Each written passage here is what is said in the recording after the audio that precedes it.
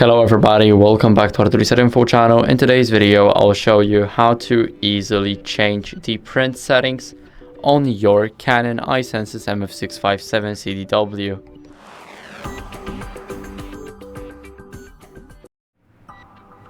So first, what you guys want to do is go over to the menu.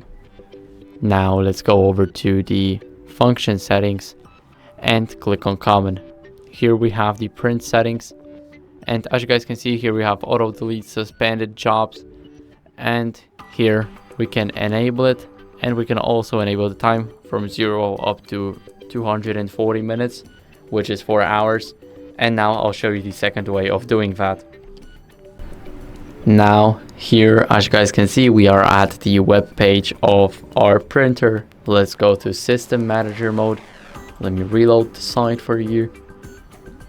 And here we need to go to system manager mode. Let's enter our remote UI access pin. If you do not have one, then you guys can set it up in the printer and then click login.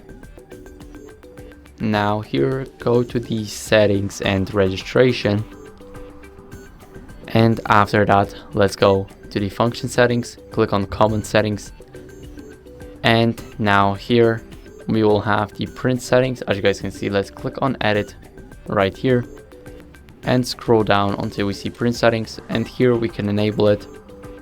So basically auto delete suspended job and all other pending jobs, and here time until auto delete from 0 to 240 minutes. Nothing's changing here. It's basically the same as the printer, just in the web page. And that's basically how you guys can change it in 2 ways. I hope this video helped you. If it did, don't leave a like, sub, and a comment, and I'll see you in the next one.